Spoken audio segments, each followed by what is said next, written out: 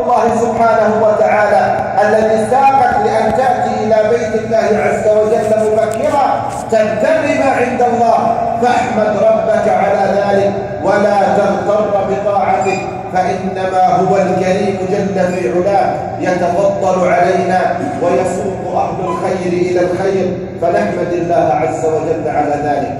همسات الوداع تقول أيها الفضلاء: علينا أن نكثر من الاستغفار، علينا أن نكثر من الاستغفار. الآن يا جماعة بعد الصلاة، بعد أن ننتهي من طاعة، بعد أن ننتهي من الركن الثاني من أركان الإسلام، مباشرة عندما ننتهي من الصلاة ماذا نقول؟ أستغفر الله أستغفر الله أستغفر الله.